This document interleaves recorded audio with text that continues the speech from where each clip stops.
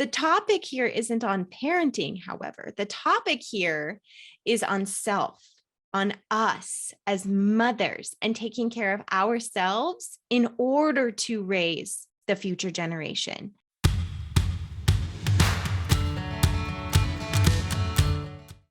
Hey, sweet mama. Welcome back to another episode of Mom in Process. As always, I'm your host and creator, Amy Cawthron. Thank you so much for joining me again today. Happy Monday.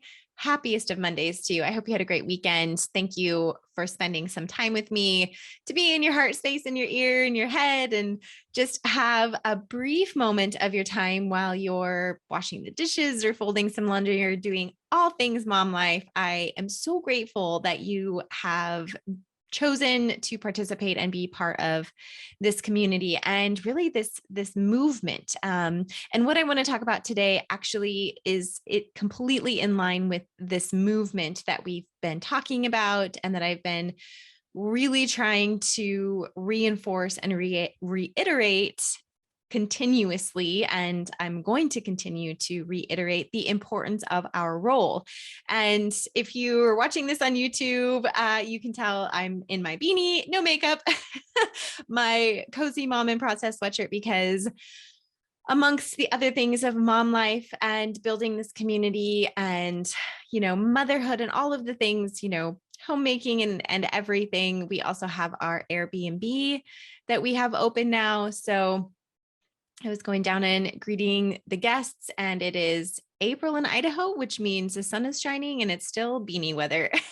It's probably going to snow tomorrow. So I'm not, dressed up or put together because this is real life. And all of the things that we talk about here are real life. And I want you to know how important this mission is to me. And I feel like really for society as a whole.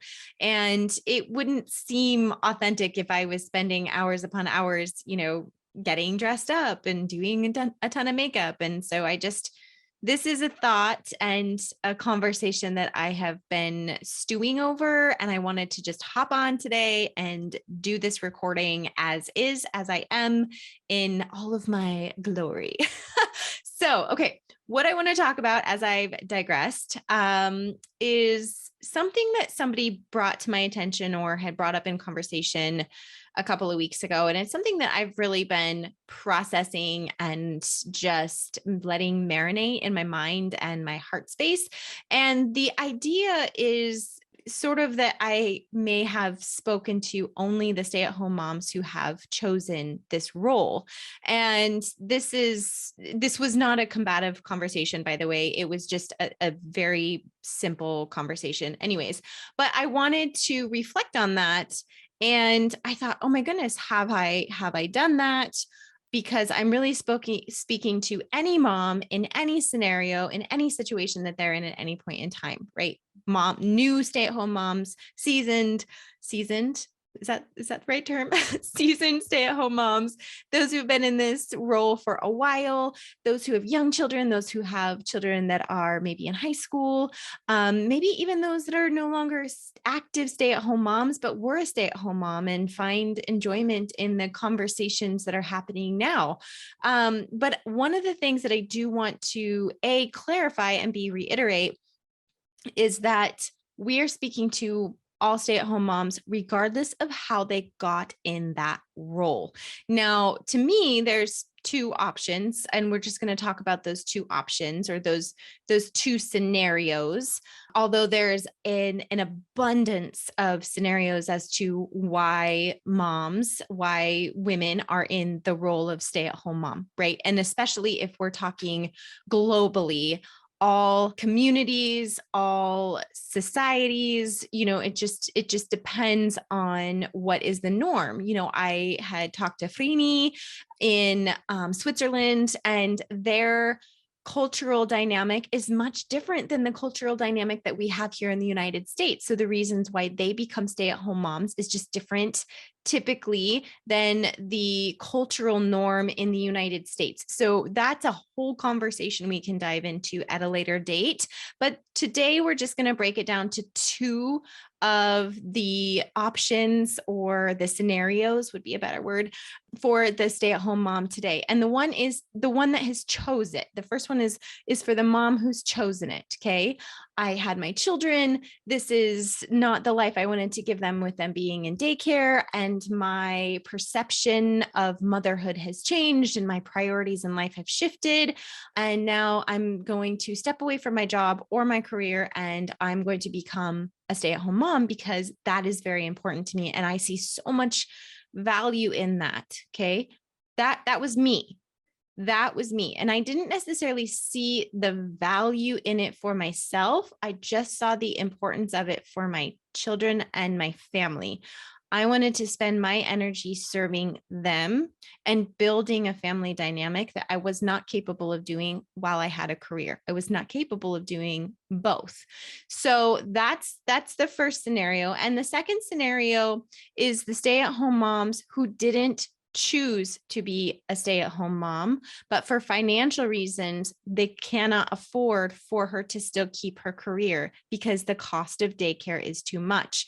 And that is a whole other dynamic, right? Because for a lot of those moms, and if that's you listening, you're thinking, I loved my career. I didn't want to step away from my career, but I also love my children. And now I'm torn between what I have to do and then what ended up being decided between you and your spouse, or maybe just you personally, however it worked out, is that it was best at that time for you to step away from your career with the possibility of going back at some point, or maybe your thought has shifted and you want to change careers later on, or maybe now you're content being home, maybe not.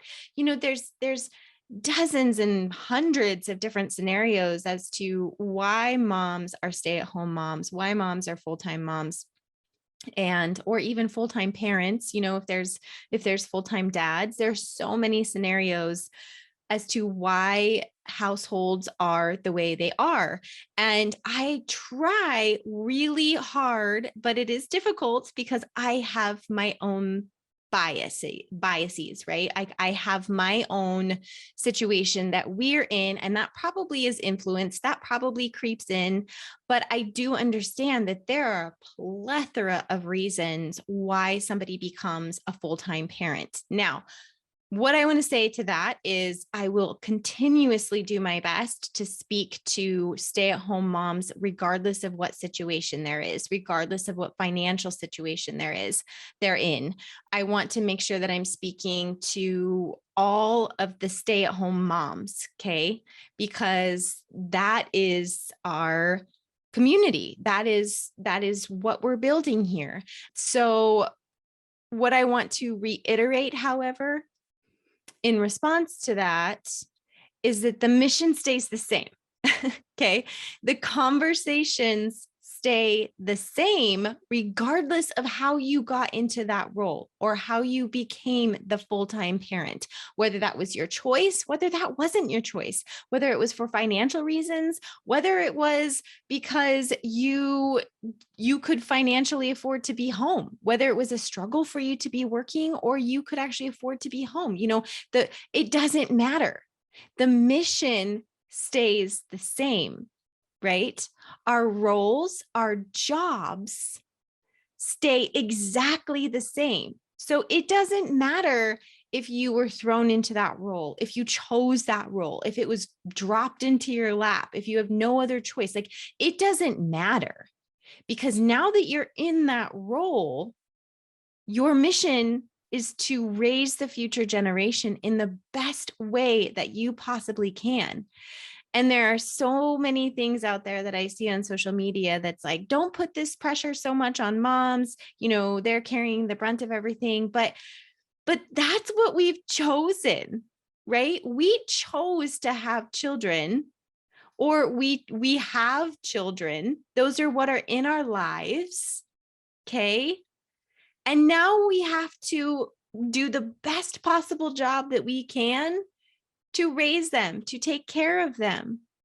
The topic here isn't on parenting, however. The topic here is on self, on us as mothers, and taking care of ourselves in order to raise the future generation. It's not parenting. I'm not going to tell you the best way to raise your children, but I am going to talk about and continue to talk about ways to take care of yourself.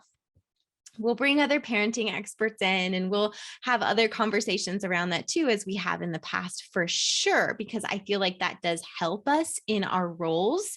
That gives us tools, tips, resources, all of the things that we need to better equip ourselves in this role. Because you guys, we live in a society right now where we don't have the village. We don't have the help. So how do we find that help? Well, we hop on Mom in Process and see what kind of tips, tools, and resources that we're providing you. Okay. We hop on and find out what experts are out there that can help us align with our values and better raise our children in the way that we see fit. So many parenting experts, so many scheduling experts, so many meal planning experts. There's so much stuff out there because we just don't have that village anymore of the large amount of hands to step in and help us or give us just different perspectives in raising our children. It's on us. And it's a lot. It is a lot, but I don't want you to think that that burden shouldn't be on you. And I don't mean that in any kind of a negative way. And I don't want it to be, I don't use the term burden, but that is what I'm seeing on social media is the burden of parenting. I definitely don't look at it like a burden. And if you are looking at it like a burden, we really need to have some deeper conversations around that. But what I want to talk about is the fact that this is your role, regardless of how you got into that role. Now, what you do with that role is up to you. It's up to you to decide what tools and resources and outside help that you need from possible experts. And the thing is if you're in the role of the full-time mom and you're in the financial situation where you can't hire a parenting coach or hire a, fitness coach or things like that, I 150% understand that because that is the position that we have been in the majority of the time as a stay-at-home mom. It has only been very, very recently that we have tweaked our budget enough and found trustworthy outside help to hire babysitters and people to help us. But it has taken 8 years for us to get to this point. Hey, sweet mama, I have a question for you. Do you have a hard time holding yourself accountable as much as I have a hard time holding myself accountable? It seems like once I'm done with these incredible challenges I participate in or these programs that I participate in, that holding myself accountable becomes incredibly difficult. And I have heard from multiple women how hard it is for them to stay on track. So I just decided to come up with a solution, something that I use in my own life, and I wanted to provide a tool for you. So we built a habit tracker. It's super easy to use. It's completely customizable, and you can print it off as many times as you want. All you have to do is click the link in the show notes below, put in your email, and we'll send it right to your inbox for you to download. So you can print it off as many times as you need to. Stick it on your nightstand, stick it on your fridge. It is so customizable and so easy to use because I know firsthand how hard it is to hold yourself accountable when there are so many other priorities in your life pulling you 100 different directions. But what I want for you is to take care of yourself and to prioritize those healthy habits that you really want to instill in order to improve your life. So put it on your nightstand, stick it on your fridge, wherever you find it most easily accessible before you lay your head down at night. It's very, very user-friendly, and this is something that I feel like is very important for you to have in your inbox as a tool, as a resource for you to help you improving your life one day, one decision, one moment at a time. So again, the link for that download is in the show notes below. With that being said, let's get back to the show. I understand, but there is a plethora amount of free resources out there, even outside of Mom in Process, for sure. There's a ton of information out there. What we're trying to do here and what we're trying to build is like your one-stop shop. Okay, that one source that you can go to for all of the resources that you need instead of spending hours and hours on Pinterest. And this will continue to grow. This will continue to develop as we all better understand everybody's needs and we open up to this inclusive community in knowing what all stay-at-home moms need, or even a handful of stay-at-home moms. If they're in a similar situation, we can provide that. So we're working towards that for sure for any of the stay-at-home moms, regardless of what situation you're in or how you became that full-time parent. So I really want to reiterate what our mission is raising that future generation, and it stays the same. There's no comparison game here. If we were at a group of stay-at-home moms, if we were at a park date and we were having this conversation, it doesn't matter how us as women got into this role. The conversations, the struggles, and the mindset all is exactly the same. We are all struggling with maybe scheduling at different times in our motherhood journeys. We're all struggling with food management and feeding our families, especially as they grow. All of these conversations and these struggles are pretty much the same, regardless of how that mom came into that role. So I may have influence speaking from the standpoint of the mom stepping away from her full-time career and choosing to be home. But the reality is, I just also want to make sure that you understand the reality is of our situation is if we would have continued to have children by the time we got to, Olivia, our second child, I couldn't have afforded to stay in my career. I would have been paying for daycare. And we knew that going into it. So I chose at an earlier time to step away when we just had one child. But we knew as we continued to grow our family, the likelihood of being able to afford daycare was pretty minimal.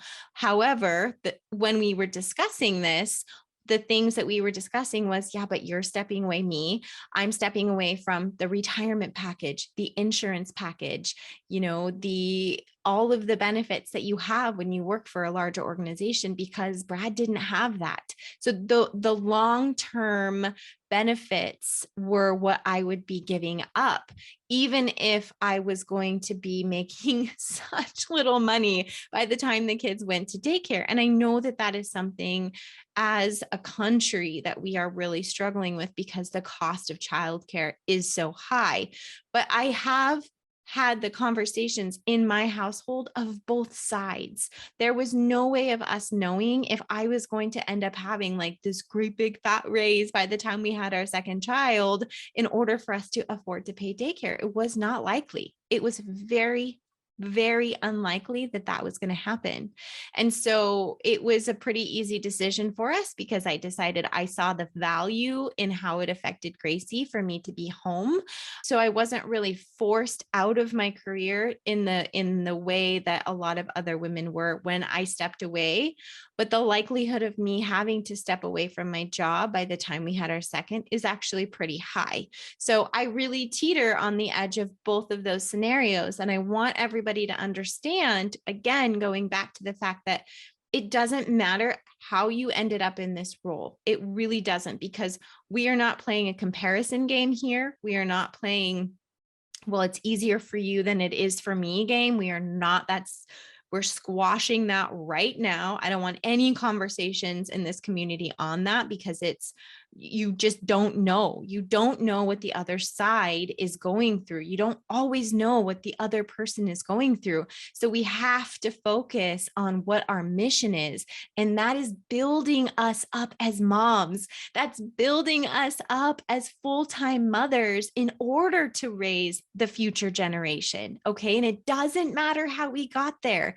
And honestly, it doesn't even necessarily matter if you're a full-time mom or a working working mom or work at home mom, really genuinely that I speak to stay-at-home moms because that is what I know, but a lot of working moms or work at home moms listen to this community, listen to this podcast, participate in this community because they see the value of taking care of themselves first so that they can then take care of their children. So they can then be the mom and the wife and the friend that they know that they can be and that they want to be. And when we are not taking care of ourselves, when we're not prioritizing ourselves, when we're not working on ourselves, then that's when things really go to shit. They fall out of control and we end up floundering. We end up with fuzzy brains. We end up struggling to see our value and find our worth. So the conversations here are for mothers, specifically stay-at-home moms, but mothers in general too, because we are the ones raising the future generation, and the kids, your children, your babies, they look up to you to be your best self possible. And they model your behavior, they watch your behavior, it's learned behavior, and you want them to see you working on yourself and treating yourself with kindness and love, because that's how we want our children to be, right? That's how we want our children to go into their futures, and loving themselves and taking care of themselves and treating themselves with kindness. And those are the types of conversations that we're going to continue to have here. And I just, again, wanted to hop on and reiterate that it doesn't matter to me how you came into this role. It doesn't matter to me if you loved your career, if you hated your career, if you knew your entire life that you were going to be a full-time mom, or if you worked your whole life to have a career and had to step away to become a full-time mom, or chose to step away and become a full-time mom. There's so many different scenarios, and none of it matters. None of it matters, because we are all still striving for the same thing. We are all still working towards the same goal. And that's why this is more than just a podcast. This is more than just tools for you. This is a community. This is a community of like-minded women who understand the importance of the role that they're in, who understand the importance of raising that future generation. And whether you have found value in your role or you're struggling to find value in your role and you're striving for that, the goal is still the same. So I want to make sure that A, you remember your value if you have already found your value and your worth in this role, or B, that we help you find and understand your worth and your value in this role, because it is significant. It is important. It is so incredibly monumental that it is hard to even articulate. The ripple effect of what you do in your household and how you treat your children is huge. It continues to ripple into our communities and build better communities. So I wanted to, just make sure that everybody understands that, make sure that you see and understand my perspective and this passion that I have. And I think a lot of you will agree with me, and that we're all really on the same page. But I feel like it's important to sort of clarify and understand that when we do have our Facebook group, we have a private Facebook group. If you haven't joined that, please feel free to do so. It's really helpful. We're having some awesome conversations in that group.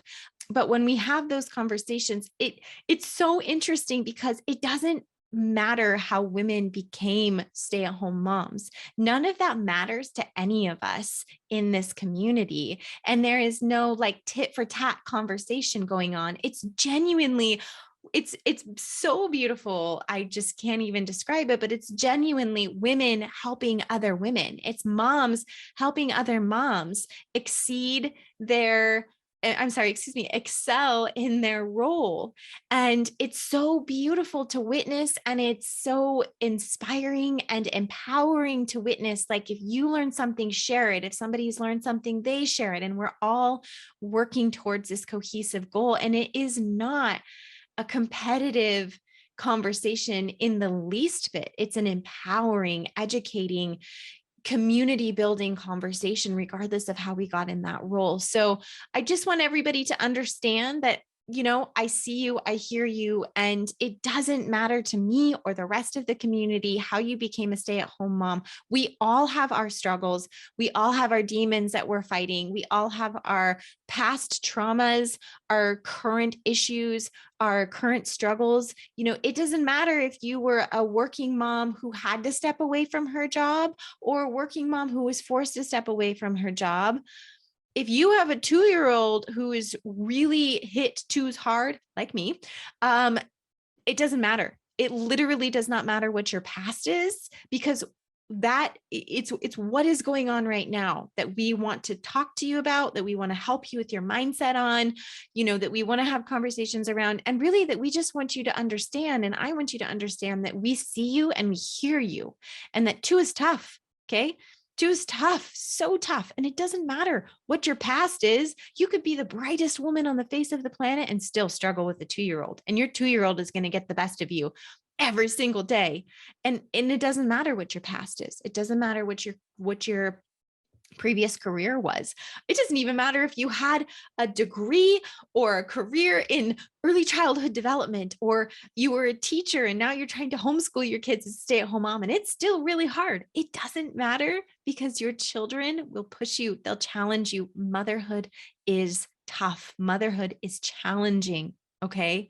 So I'm here for you. I hear all of these different scenarios. And I want everybody to know that we're ready for all of them. So if you find yourself in a unique situation as a full-time mom, could you let me know?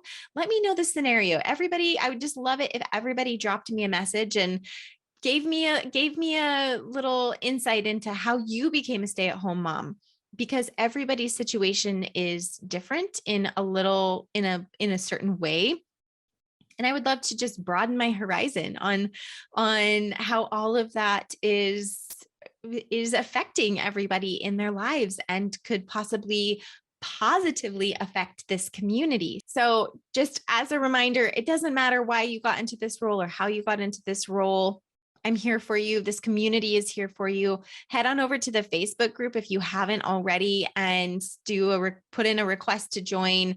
I would love to continue this conversation over there and start the dialogue into how we all became full-time mothers. So thank you so much for listening today, sweet mama friend. I look forward to talking to you all again very soon.